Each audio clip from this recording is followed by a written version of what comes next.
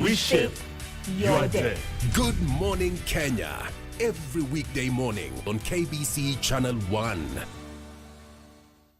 The bottom-up economic transformation agenda is not just a plan on paper. Manifesto tulioandika na tukauzia Wakenya na wakatupigia kura, sio gazeti ya kufunga nyama. It is happening on the ground across Kenya.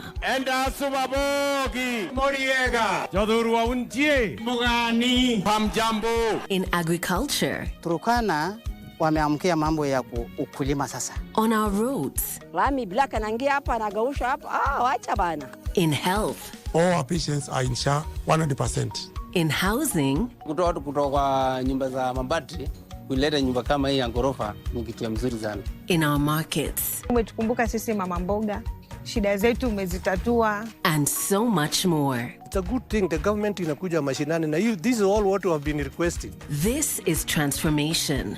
This is impact. This is delivering the plan. Every Friday on KBC Channel 1. Do you know what's inside that prepackaged food? Those unhealthy ultra-processed foods high in sugar, salt or unhealthy fats can lead to diseases. According to the Ministry of Health, approximately 39% of all deaths in Kenya are as a result of non-communicable diseases such as obesity, diabetes, cancer, and high blood pressure. The foods and drinks we consume every day can affect our health more than we realize. Clear information on packages about what's in our food can help us have a healthy diet. From the Food Policy Coalition Kenya.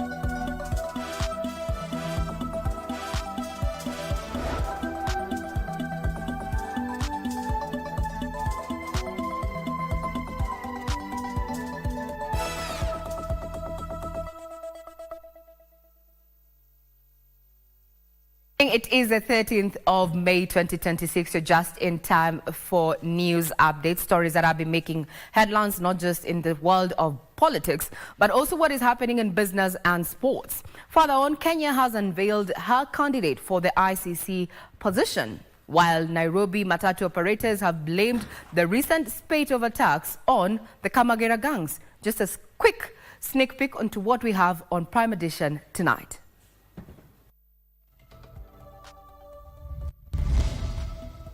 Supreme Court Judge Njoki Ndongo's ICC bid. Kenya formally unveiled its candidate with President William Ruto rallying global support. Is it not because this gentleman was in your hospital, wide away from the cell, you will not see? I put it to you. Let me laugh a little bit first. Gachagwa's impeachment case. Cardiologist Dan Kibuga Gekonyo says a former deputy president's hospital admission was not a plot to avert parliament sessions. Kamagera gangs on the loose. Nairobi Matatu operators accuse bus stage touts of attacks and extortion.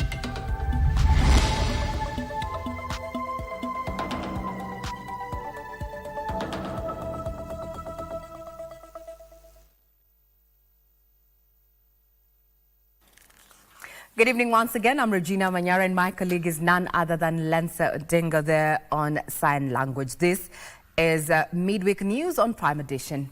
Now, Kenya has formally unveiled its candidate for the International Criminal Court bench, with President William Ruto rallying global support for Supreme Court Judge Njoki Ndung'u. Speaking at State House Nairobi, the president framed the bid as a push to strengthen fairness, credibility, and African representation in international justice. The nomination now sets the stage for a diplomatic campaign ahead of the elections to the International Criminal Court for the 2027-2036 term.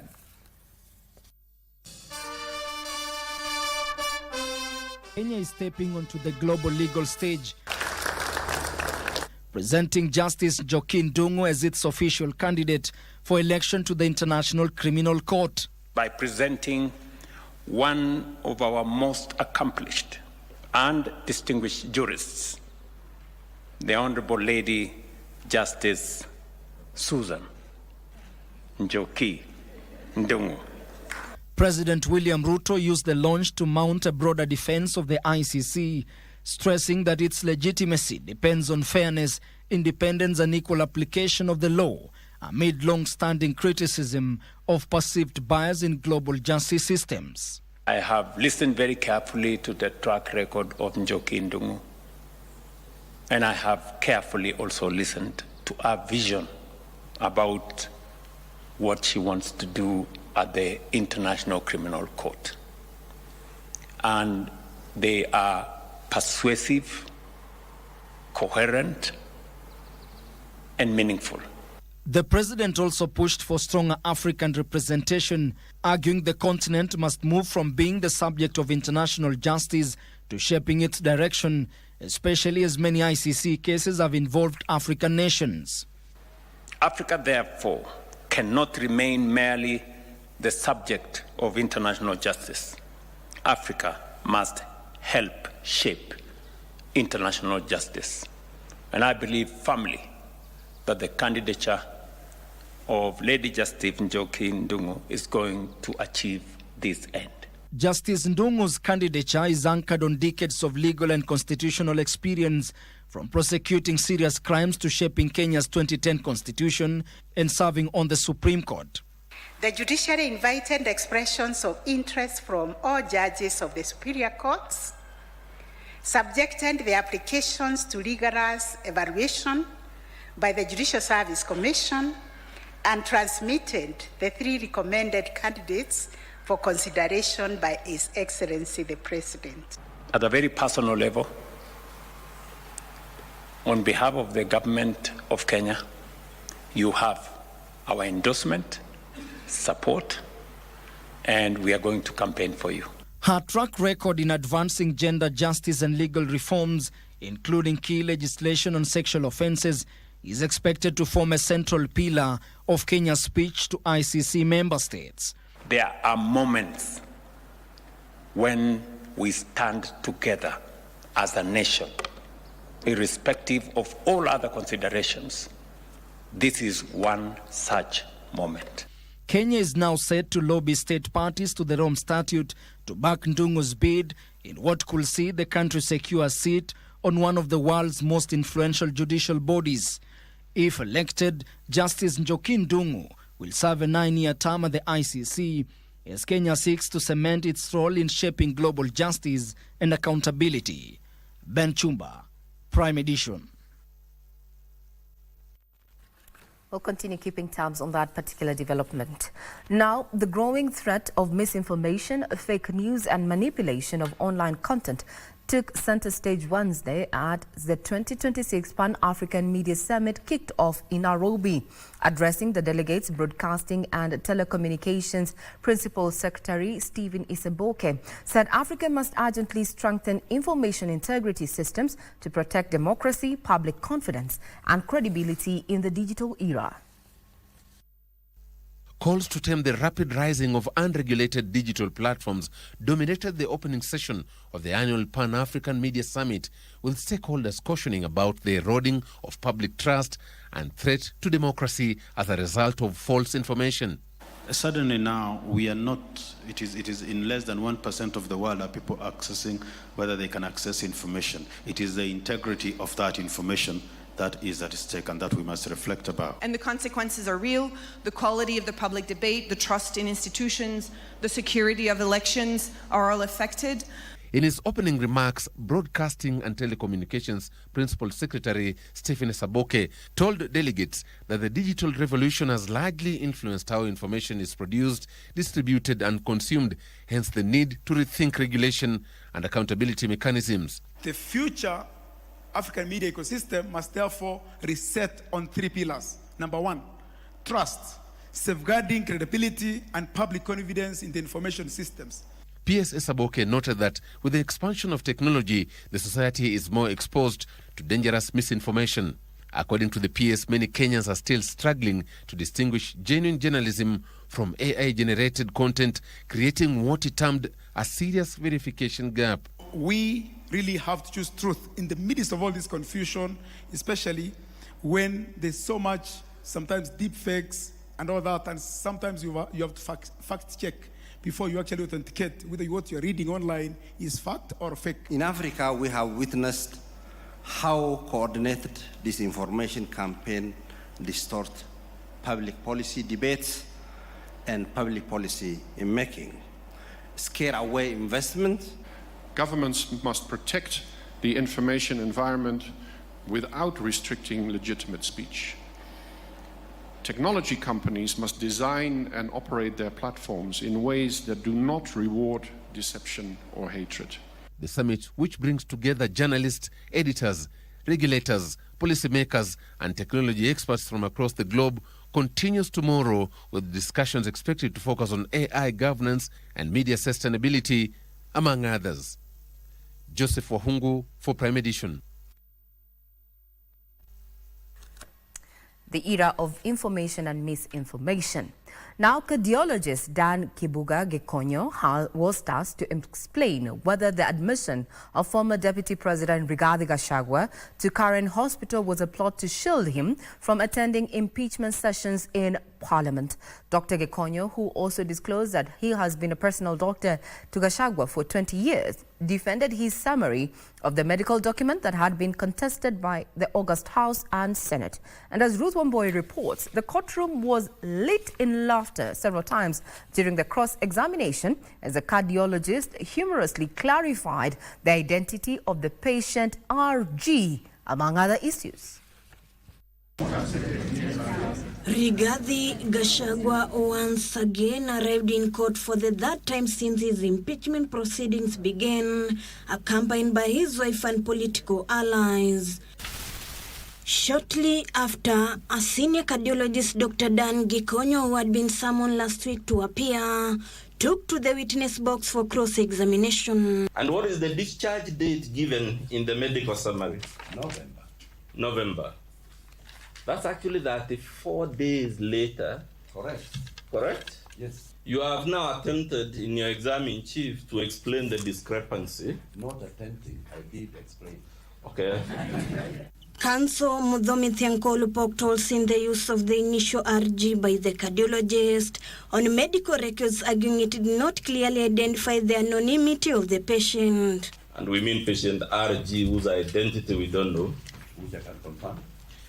It would mean that this patient would have been discharged on or before 20th October 2024. Correct or incorrect? Or a month later? We are following the documents, sir. Your paragraph says he was admitted for how long? 48 to 72? Sir, please read correctly. Recommended.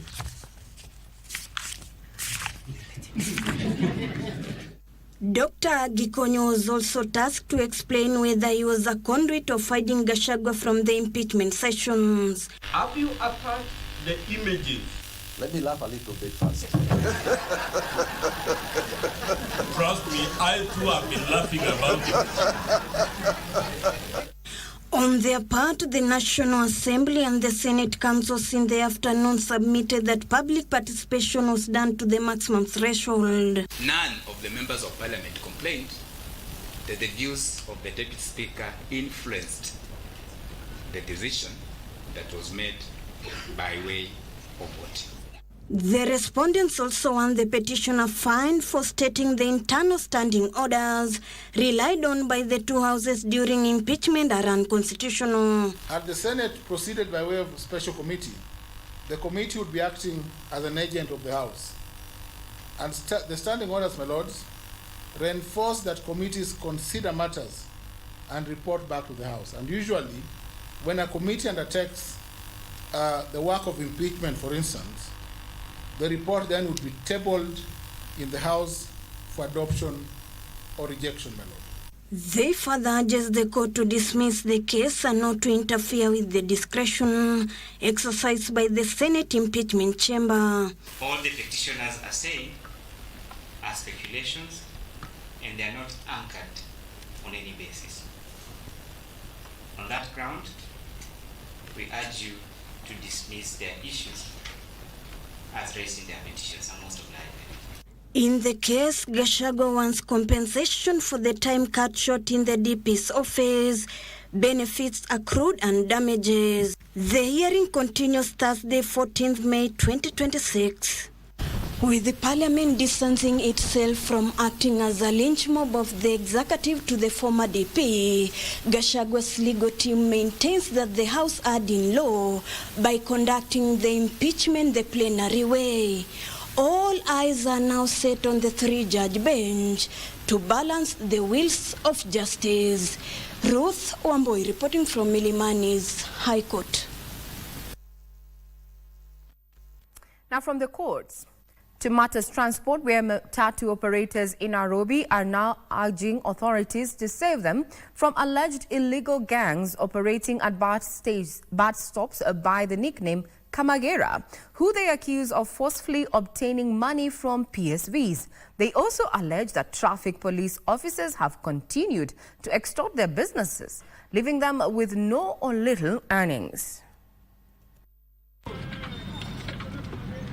A video of the alleged Kamagera members operating in Kasarani, Mweki and Njiro in action as they collect money from Matatu operators has gone viral.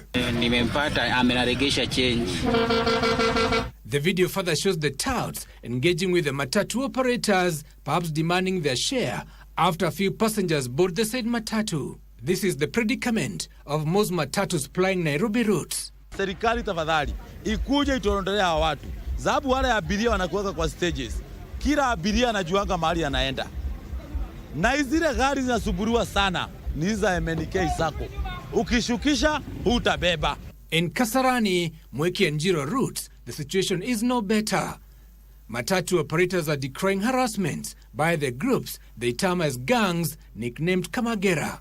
Ukibeba mtu lazima uachie pesa. Ukikosa wanakupiga, na si wamepiga watu wengi. Walinitoka nyuma kama siwaoni. Sasa kunitoka nyuma wamekuja kama wamenipalilia, wamenioga kichwa, wakaniogea hapa nikaanguka chini. Kudrop tu ni mtu nilikuwa na drop, hata si kubeba. Hao jamaa hao Kamagera alitokea na kuanza kunipiga, nikimuuliza nini tunasumbuana. Ananiuliza usishuke, usibaki hapo ujue je tunaulizana. Mimi walinipiga mangumi huku kwa kichwa, huku si mara, unaona. Ilikuwa tu kijana, lakini ukiangalia ukibishana naye kuna mavijana wengine hapo kando. Atakuja tu na wewe uko peke yako, atakudhulumu zaidi. The groups of young men are stationed at every bus station or Matatu stage, as widely called, along the various routes where they will demand payment per every PSV vehicle. Kama example, mimi niko na PSV batch, nimeruhusiwa nifanye kazi ya matatu. Bila hii PSV huwezi fanya kazi bila PSV. Mwenye anakupiga ana PSV, hajui charges zetu tunapitia kwa mlango tukibeba watu. Pesa mingi yenye tunawachia, yani ukibeba watu wawili wanataka uachie mbao na wabeba huyo mtu na mbao. Sasa tunaona sasa huwezi kuna kazi, pesa yenye tunapata ni kidogo sana. Matatu operators demand action from the government to crack down on the menace. Ile shida tumepitia hapa na hii watu wa Kamagera ni mingi, wametuzubua sana. Na polisi hawana taarifa. Unadungwa kisu, anasema uchukue OB. Chukua ingine. Kile hapa kuna watu wengi sana wamejaza maobi kwa mfuko. The Matatu business is further suffering from huge extortions by rogue traffic police officers. We managed to record several officers seemingly collecting the bribes from Matatu conductors. Kasarani OCPD Nicholas Kiprono, in a phone interview, confirmed they have already started an operation to wipe out the Kamagera menace and the police bribes and return sanity on the roads. Hiyo siku nafikiri sasa kabla wakamatwe. Raia wakanyage hapo. Mmoja zangu tukamata ile ingine wako ndani ile siku ni wewe ndio ulikuja hapa hiyo siku. Tulipeleka hao na robbery pilipili kila mtu wako ndani. Give us Manyara Prime Edition. That indeed was quite the report there by our very own Give Us On Manyara in regard to that matter, and we hope that the authorities actually stem that particular vice, not just within Kasarani, but also across various bus termini across the country. We take a fast breather here on Prime Edition. We'll be back with more. Do not go away.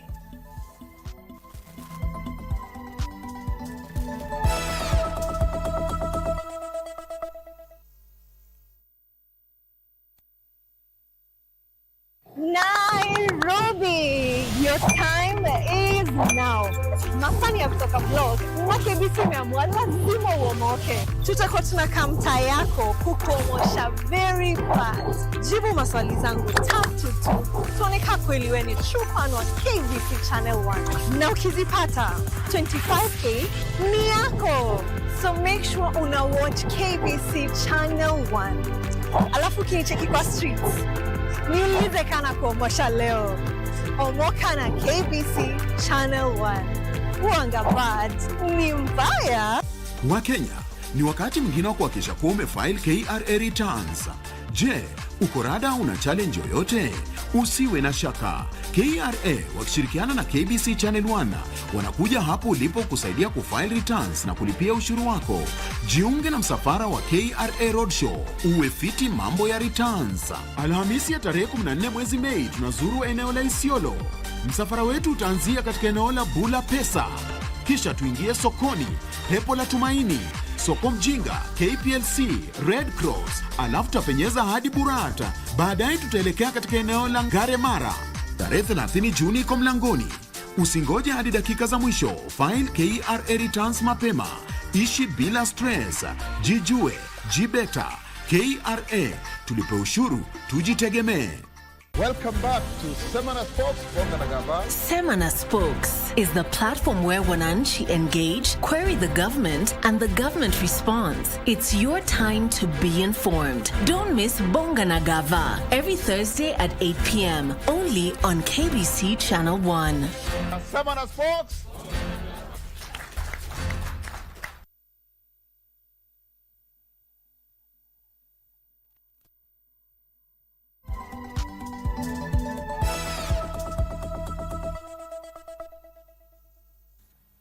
Good evening. This is Prime Edition. Now, the Institution of Surveyors of Kenya are calling for stricter regulation of land and build sector to enhance safety, professionalism and accountability. They have also called for the creation of a regulatory body to monitor institutions offering training to ensure equality. ISK President Eric Nyandimo, who was speaking at the opening of the Geospatial and Real Estate Conference in Mombasa County, said Kenya is witnessing the increase of individuals purporting to be surveyors who are being used by profiteers to dupe unsuspecting Kenyans to invest in real estate only for them to lose their investment. Demolitions have become a common phenomenon in Kenya, and ordinary Kenyans are often left to pick up the pieces as their years of savings and toil tumble.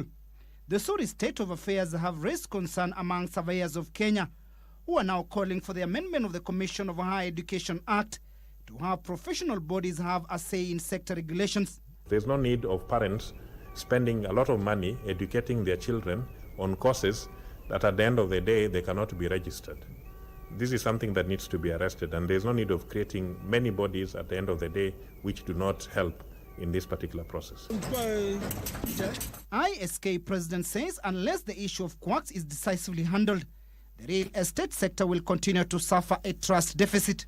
ISK is also proposing data-driven and sustainable approaches to land and property management, bringing on board tools like artificial intelligence, adoption of space technology for environmental mapping, among other emerging technologies. One of our greatest weaknesses as a country is execution of what we decide to do. We decide to do something, we come up with policies, but execution becomes a problem. If we can make some amendments to the laws that we have, we can be able to police the industry better. Deputy Head of Public Service Amos Gadecha, who represented the Head of Public Service at the event, challenged surveyors to remain steadfast, saying the profession cannot fully escape blame.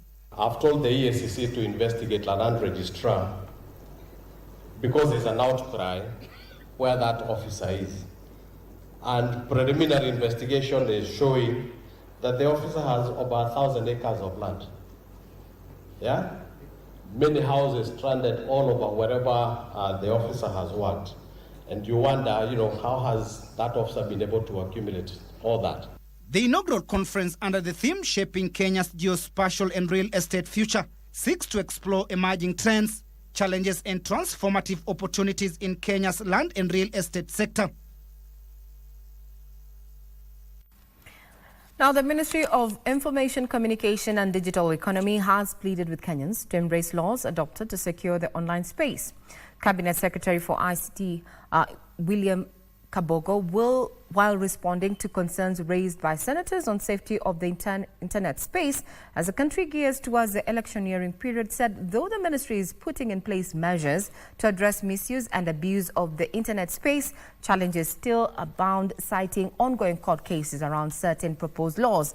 The CS was also put to task to explain why only 15 out of the 224 gambling firms in the country were registered.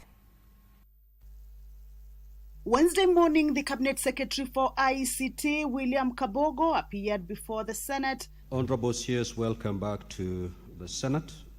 Concerns around safety of the internet space took center stage, with senators expressing fears of cyberbullying as political temperatures rise. Madam Speaker, I have seen one of our colleagues being exposed here, fighting, being beaten to the ground.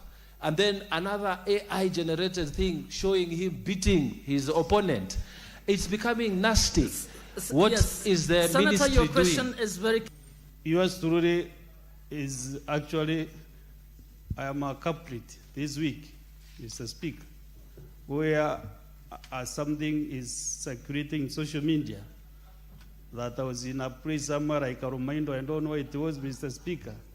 Somebody pretending to have voice impiance like Kaduri Murungi, which is not myself, Mr. Speaker. A very serious concern, yes. Many of us have suffered. Mr. Speaker, this is the one that I said we're having issues on taking down those things that, for example, what I have seen that you referred to because of the current court case. We are trying to lift that ban in court so that we can start doing it. But our hands are tied at the moment. But between us and the regulators and those that are involved, there is something the ministry is doing to make sure that we can put a stop to them before they are aired.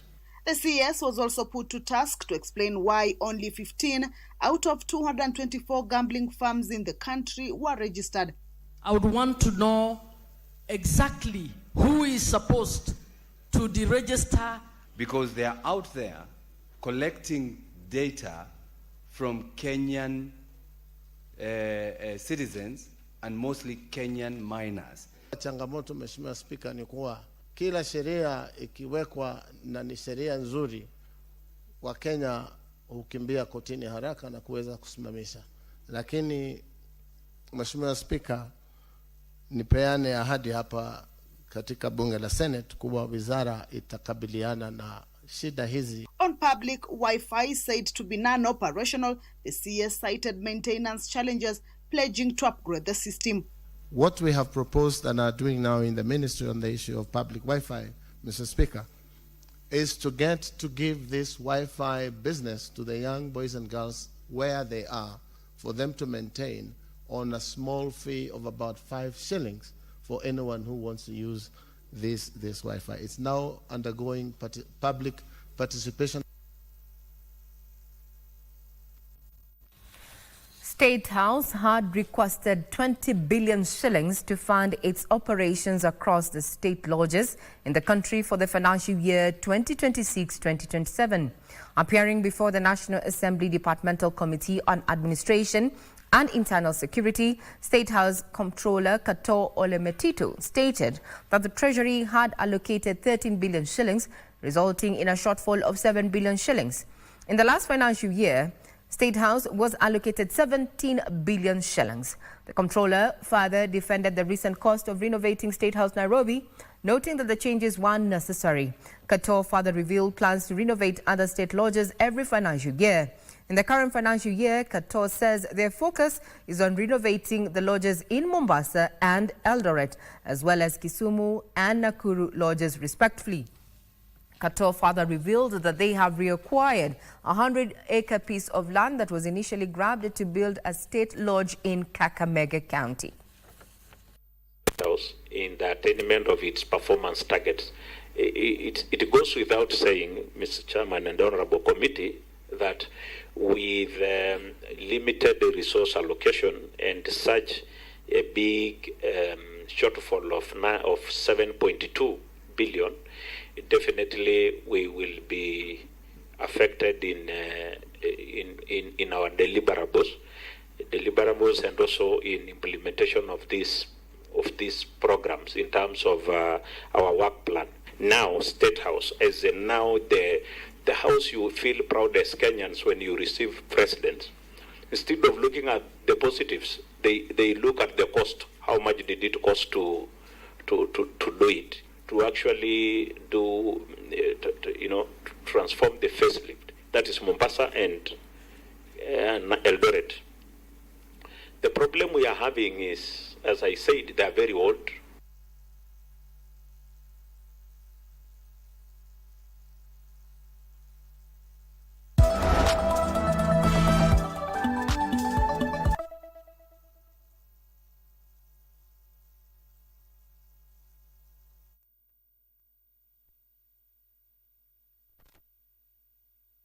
Do you know what's inside that prepackaged food? Those unhealthy ultra-processed foods high in sugar, salt or unhealthy fats can lead to diseases. According to the Ministry of Health, approximately 39% of all deaths in Kenya are as a result of non-communicable diseases such as obesity, diabetes, cancer, and high blood pressure.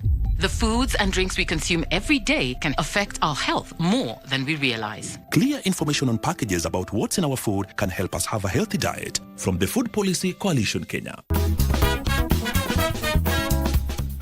Looking for sisterhood? Craving solidarity? Ready for a space where every woman belongs? Then Dada's Show is the show for you. As we discuss real issues, support one another, and celebrate womanhood the Dada's Show way.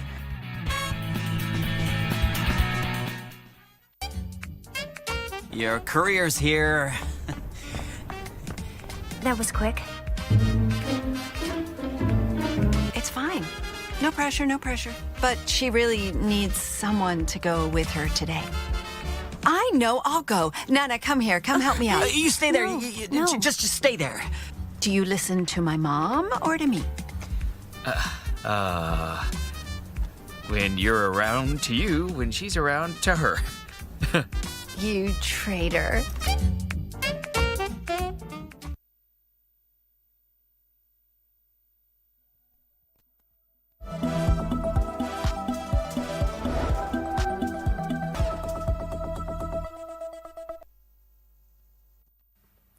Residents of Laikipia County were on Wednesday.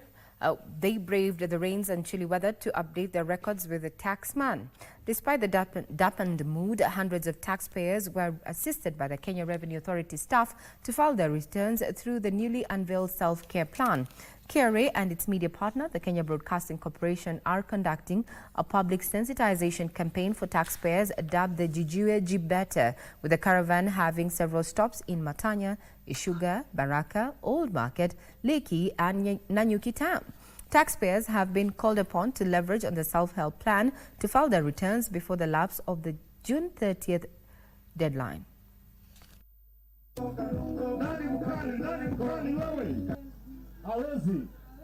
Sasa mimi nataka ulete polepole. Leta tena. Ngoja sasa mbao wako tayari. Leta tena. KBC, they're undertaking one of its mandate, that is to inform there. Now, caregivers, persons with disability, policymakers and government officials have gathered in Nairobi County for a two-day national dialogue aimed at advancing disability inclusion in Kenya. The forum, being held at the Kenya Institute of Curriculum Development, seeks to strengthen policy implementation and amplify the voices of persons living with disabilities. Our reporter Aaron Marie attended the event and has the details. A renewed push for a more inclusive Kenya is taking shape, where stakeholders from across the country have converged at the Kenya Institute of Curriculum Development, KICD, for a two-day forum.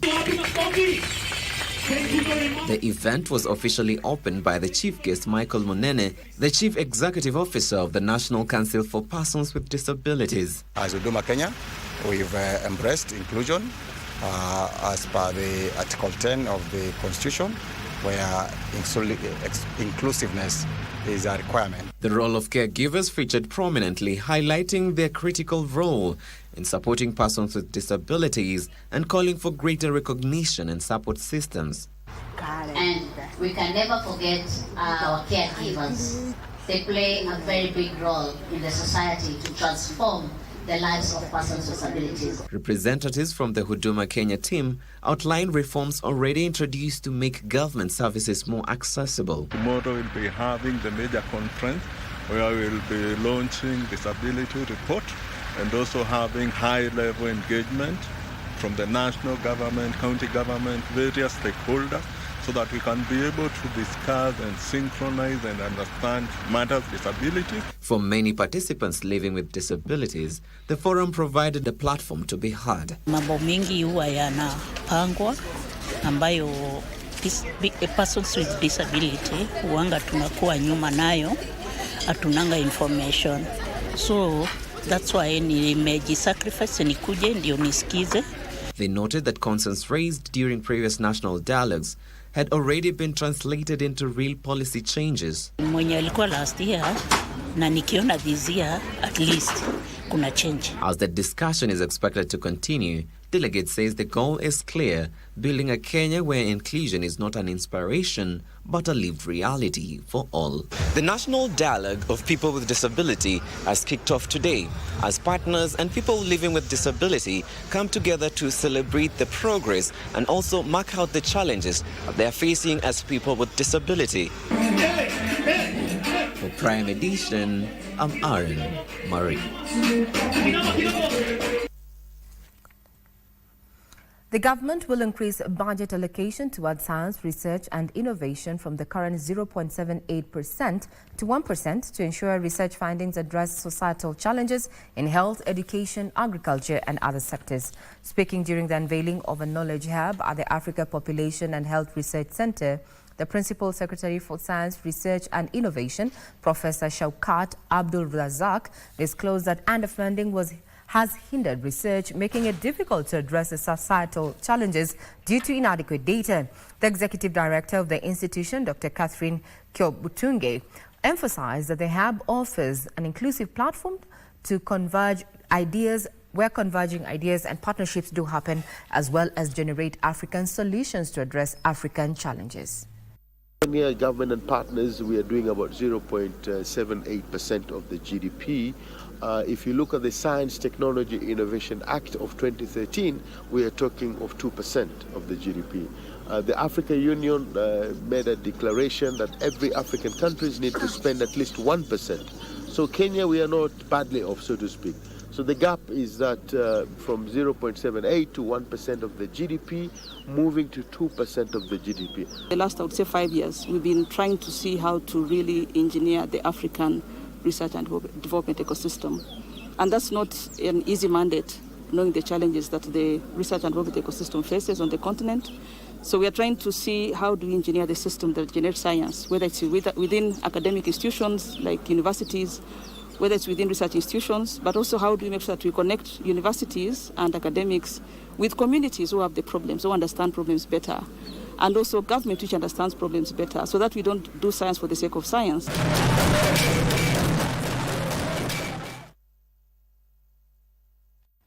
To matters environment now, where the conversation on climate resilience and agroecology is gaining prominence in Kenya. The National Multi-Stakeholder Dialogue, bringing together farmers, policymakers, researchers and civil society groups to discuss climate resilience, food security and access to climate financing, is ongoing in Nairobi. The dialogue aims to bridge the gap by helping farmers understand how local experiences can influence national policies and global climate processes. Here's Teresa Mutai with the details.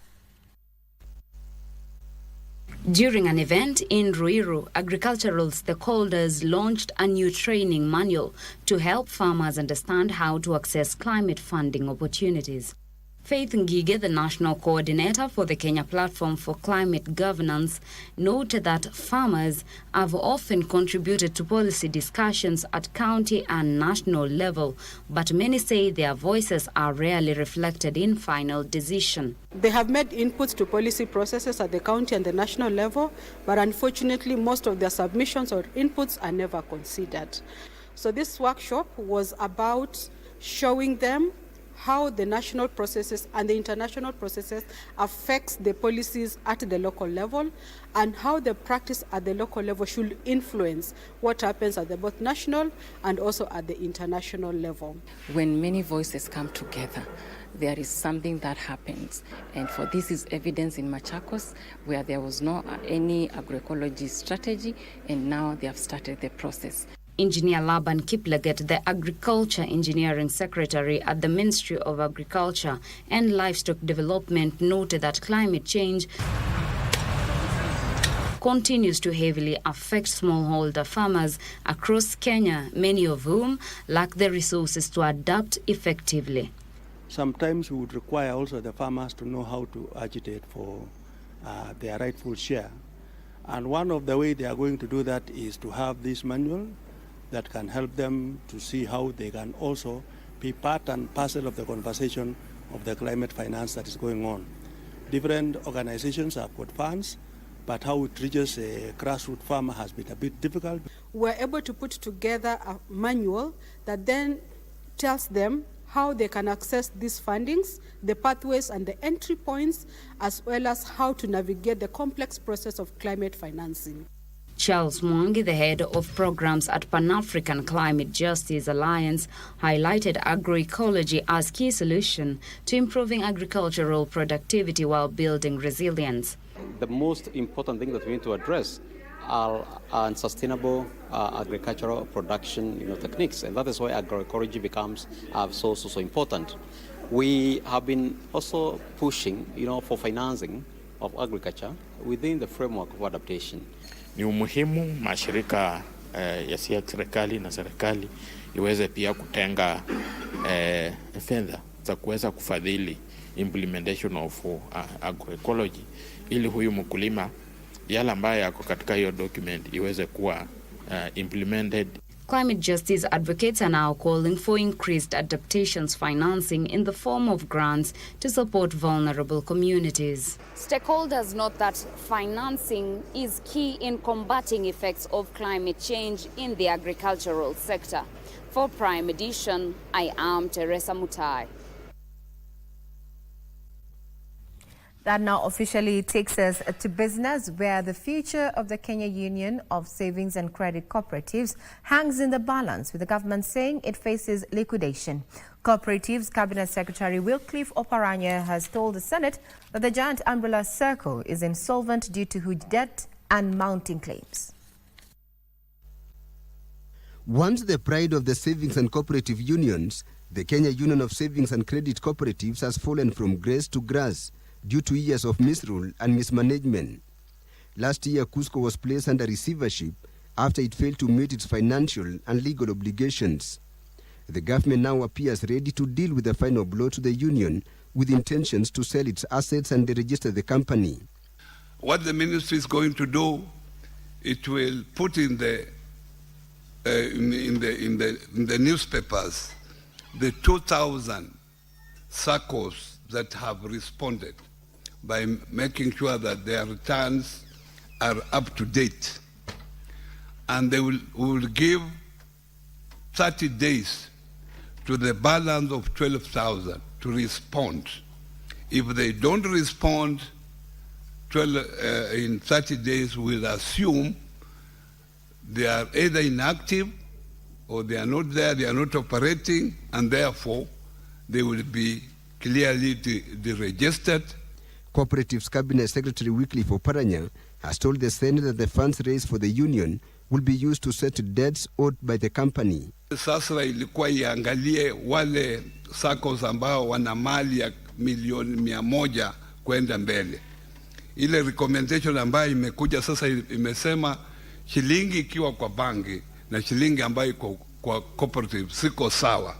Kwa hivyo mamlaka ya sasa imepanuliwa ili iangalie cooperative zote. Hakuna iangalie ile ya 100 peke yake na iwache hizi zingine kwa sababu shilingi ni shilingi. Oparanya has further told the legislators that the government is pursuing hustler fund defaulters to ensure the sustainability of the revolving fund. Tilio Marco for Prime Edition. The Cooperative Bank has reported 8.4 billion shillings in net profit during the first 3 months of 2026, representing a growth of 21.3%. The profit was mainly driven by a 12.2% rise in net interest income that hit 15.98 billion shillings, underpinned by robust lending activity. Cooperative Bank booked 436.8 billion shillings in net loans and advances during the first 3 months of this year, which was a growth of 13.6%. The increase in net loans and advances contributed to a 14.3% rise in total assets, which now stands at 884.6 billion shillings. The bank disbursed 19.11 billion shillings in digital lending during the first 3 months of this year, pushing up the cumulative digital loans issued through the platform to over 520 billion shillings. Despite operating expenses increasing by 8.4%, the bank recorded a pre-tax profit of 11.37 billion shillings. The lender saw its customer deposits increase 16.6% to 612.2 billion shillings. Cooperative Bank Group Managing Director Gideon Muriuki says the bank's performance underscores its resilience in a competitive banking sector and positions it to support both individual and corporate clients through the year. Muriuki says with a growing customer base and strong lending momentum, Cooperative Bank is well placed to maintain profitability while continuing to invest in digital platforms and branch expansion across Kenya. Trevor Ngendo for Prime Edition. Now, as the debate rages on the suitable location for a major oil refinery, Nigerian billionaire Aliko Dangote says he plans to invest 2.2 trillion shillings in the petroleum industry within the East African region. Dangote says he hasn't settled on the location, but Kenya offers better prospects due to proper supporting infrastructure. The planned refinery will have a capacity of 650,000 barrels per day. Brian Kimani spoke exclusively to the Nigerian billionaire on the sidelines of the Africa Forward Summit that came to an end on Tuesday evening. Thank you very much, sir, for joining us here. You have shown interest in investing in Kenya's petroleum industry. Can you tell us more information about that? I think it is not Kenya, it is East African refining hub, which we want to set up here. We want to take crude from Uganda, the crude from Ethiopia, crude from Southern Sudan, so that we stop exporting our raw materials and importing finished goods. So what we are trying to do is to set up the refinery to serve all the East African countries so that they can become self-sufficient. You can see what is happening today in the Strait of Hormuz, where now we've been suffocated of getting petroleum products. So these are the sort of things that we want to do. You know, our group has about $45 billion to invest between now and 2030. And that's why we're looking at doing infrastructure. We're doing quite a lot of things. And hopefully we will try to make sure that this refinery, by the grace of God, if we come to an agreement, we sign an investment agreement, we will start it this year. Do you have any preferred country where within the East African region you would want to set up? We're actually looking, I don't want to say that right now, but we're looking at the best location that makes sense. Location that makes sense. Do you have a figure that you are willing to invest in the East African region? Like this refinery will cost us $17 billion. $17 billion. Oh yeah, it's single largest train in the world. Mm-hmm. Yes. Are you looking at any other investable project within the East African region? Either in the ports also. We have some key areas. Once we have that, we'll invest. Thank you. Thank you, sir. Thank you. Appreciate it. Yeah. Well, that is Africa's richest man, Alingo Dangote, there giving us a sneak preview of what he wants to invest within East Africa. He says he's willing to invest in the petroleum industry as well as any other sector in the region, as well as long as there is that political goodwill. So, who will carry the day? Kenya, Tanzania, Uganda, or the rest? We are definitely rooting for Kenya. Now to matters tea, where the Kenya Tea Board targets to collect 1.2 billion shillings annually with the new tea levy. The board's chief executive officer, Willie Mutai, says the funds from the levy will be pooled in a stabilization fund that will be used to run the board's operations, equip tea factories and brand, as well as market Kenyan tea. The Kenya Tea Board says it has integrated its systems with the Kenya Revenue Authority to start deducting the tea levy from buyers. The board insists it will continue with plans to introduce the levy on total sales despite protests from buyers, including those from key markets, saying the subsector needs capital injection to run administrative operations. Will you write and override a rule of a country, a law of a country? Because it's a law. A Tea Board of Kenya cannot write to another country and say that that law that you have put is wrong. The board's chief executive officer, Willie Mutai, says buyers will bear the cost of the levy in a bid to shield small-scale farmers from reduced earnings. Our branded Kenya tea in your country at $24, and you are paying us $3. The regulator says it vacated its earlier decision to peg the levy at 1 shilling per kilo as a tax equality measure. If you say you're going to levy 1 shilling, a person who goes and sells their tea at that 1 shilling, are you going to charge them the entire levy of 1 shilling? The levy is projected to collect 1.2 billion shillings annually, with the funds consolidated in a stabilization fund. 50% of what you collect, as per the law, is going for income stabilization fund, which the stakeholders now will be engaging on who contributed the highest to that kitty. That's that one that we are working. 15% of the funds will be used to run the board's operations, with the remaining amount used to build infrastructure, equip and modernize tea factories in the country. Farmers will benefit, and the price will have to shift up from the farmer, because the law says 75% you should pay to the farmer. Benson Rioba, reporting for Prime Edition. Now, for the better part of last week, we were in Isiolo and Meru County, just following up on matters of infrastructure and the overall import it would have on social-economic development. Now, the new infrastructure projects are opening up the counties of Meru and Isiolo for tourism, investment, leveraging on wildlife, cultural and adventure attractions. The Eastern Tourism Circuit framework spotlights these historically overlooked counties as hubs for ecotourism and heritage experiences.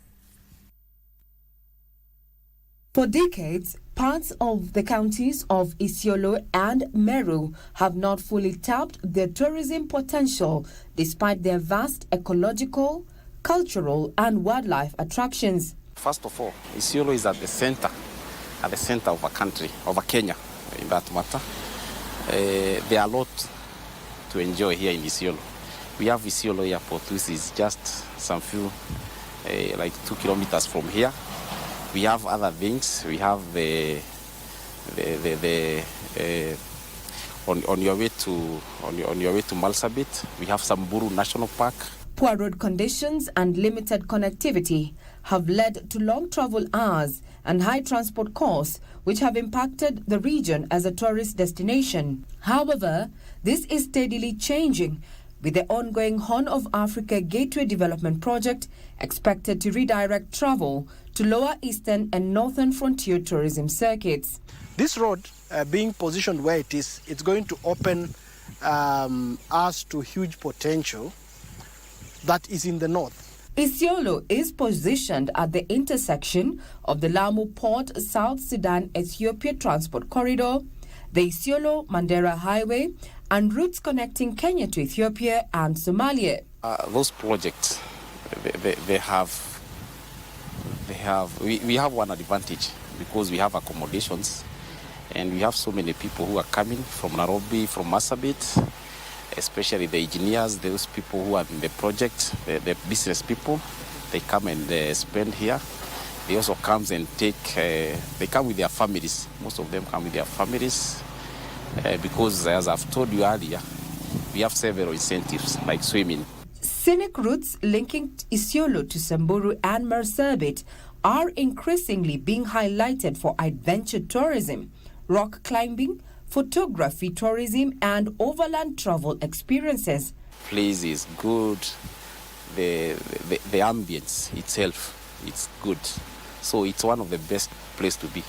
There is no need of you going to Naivasha and the rest of the places, but Isiolo is the best place to be.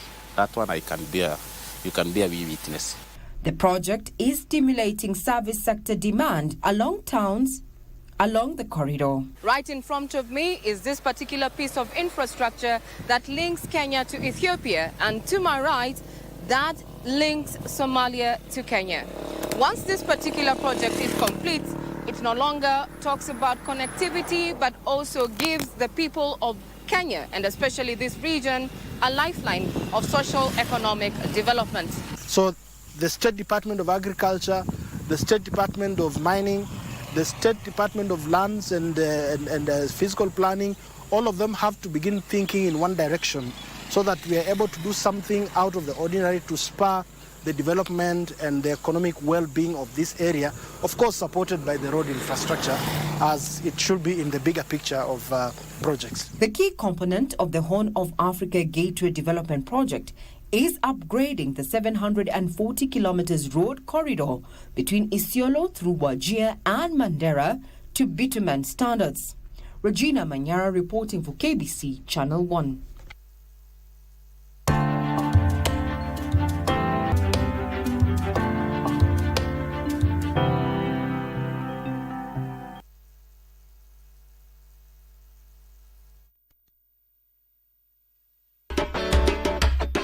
Ukazichukua ukaenda ukazibadilisha namba na ukaanza kuziuza.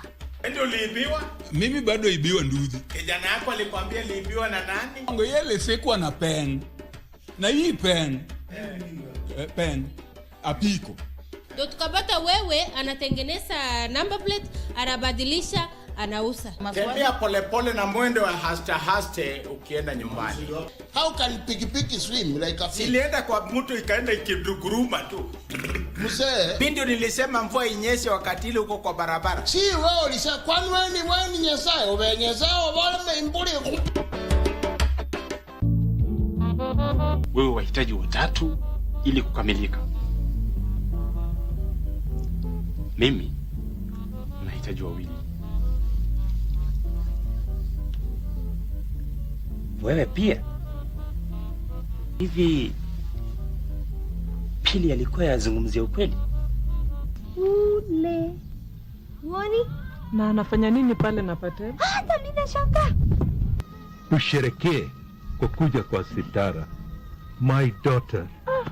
My daughter.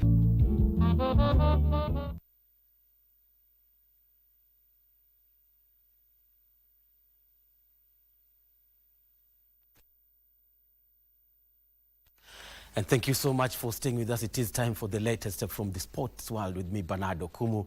Newly crowned world marathon record holder Sebastian Sawe has confirmed that he will defend his Berlin marathon title on the 27th of September this year. Sawe, who became the first person to officially shatter the sub-2-hour barrier in the London Marathon with a time of 1 hour, 59 minutes and 30 seconds, aims to maintain his unbeaten record in marathon running in the streets of Berlin, where he will also be going for a new record.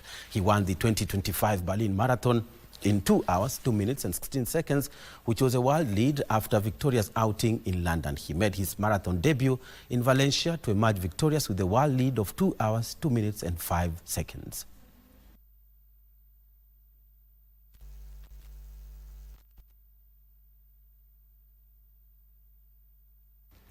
And Ulinzi Stars relegation woes have been compounded following their 2-0 defeat by FC Leopards during a Kenya Federation Premier League match played Wednesday at Nyayo National Stadium. Kelly Madada fired title-chasing FC Leopards into the lead after 43 minutes before Emmanuel Luangu wrapped up the win for Ingwe with 7 minutes to play. The result complicates Ulinzi Stars' chances of avoiding relegation and remains 16th on the log with 32 points. Ulinzi, the 2010 Premier League champions, must win their remaining league matches against Mathare United and Posta Rangers. The win boosts Leopards' hopes of clinching this year's league title and consolidated their second position on the log on 61 points, just 4 points adrift of leaders Gor Mahia. Meanwhile, in another result, Shabana lost by a solitary goal to Mara Sugar. The win catapults Mara Sugar to 8th position with 43 points, while Shabana, still searching for their first win since defeating Kakamega Homeboys on April 18th, remain 6th with 48 points.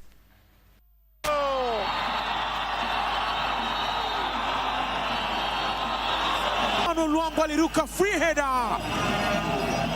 Alisiwa nguvu kabla. Matokeo yapendezi, but hatuna otherwise, lazima tujaribu our level best because hatuna wakati ya kumon.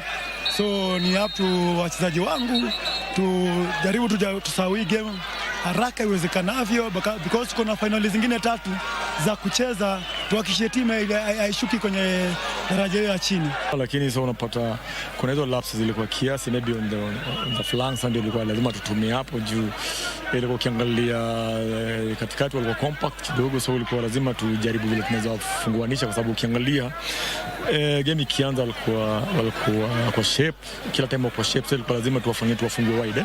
Watu wanaona ile bidi Kinyashi na Beja ni mambo at least wakae nje kabisa, at least tuweze kupata nafasi in between the center back na wing back. Ile ilikuwa tu lazima tufanye hivyo, bila hiyo tungekuwa ni ngumu.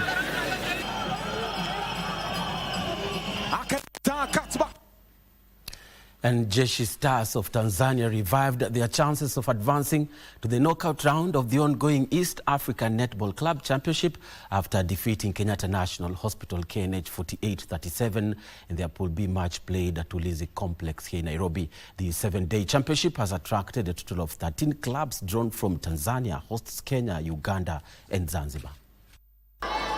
Kenyatta National Hospital KNH began brightly but trailed Jeshi Stars 11-12 at the end of the first quarter. Jeshi Stars widened their lead in the second and third quarters and led by 7 points heading into the fourth period. KNH attempts to mount a comeback could not materialize, eventually succumbing to the 48-37 loss.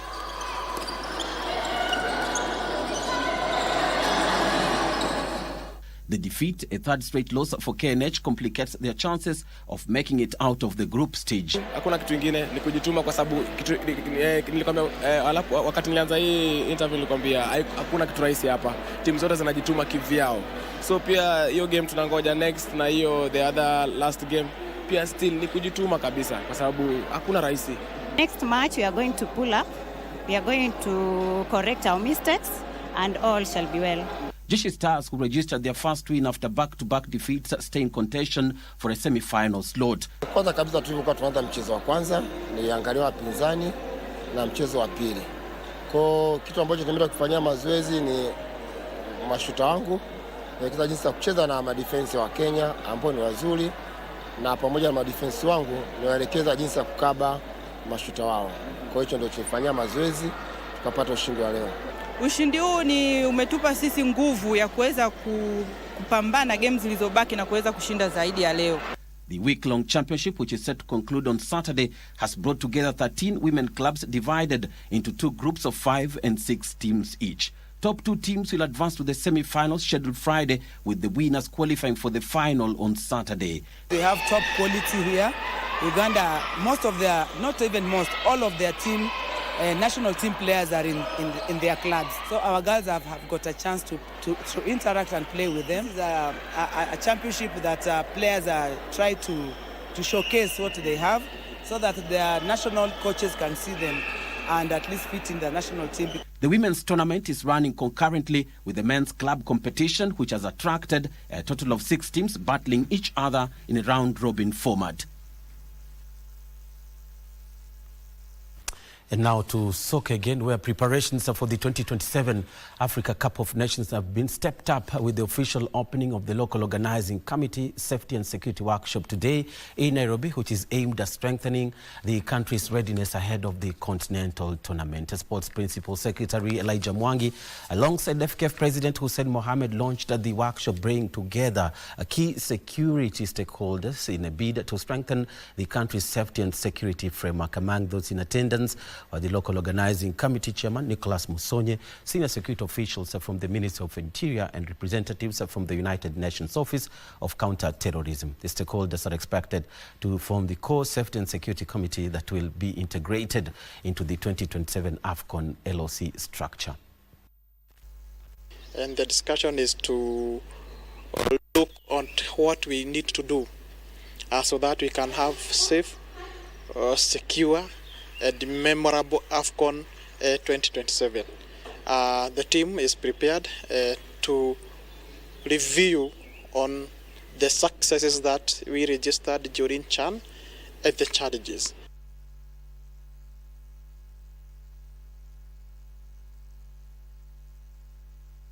And definitely with that story on Kenya's preparations for the 2027 Africa Cup of Nations and the unveiling of the LOC and the training on safety ahead of the tournament is where I put a cap on Matters Sports this lovely evening. Thank you so much for watching. I'm Bernard Okumu. Indeed, that puts a cap on Martyrs Prime Edition this Wednesday evening. And just as we wind up, one of our viewers watching from Riru, which is in Kiambu County, by the name of Anthony, says, even in Riru town, kuna vijana wengi wanasumbua watu wakiitisha wenye magari pesa za parking, ukikataa wanatoa side mirror.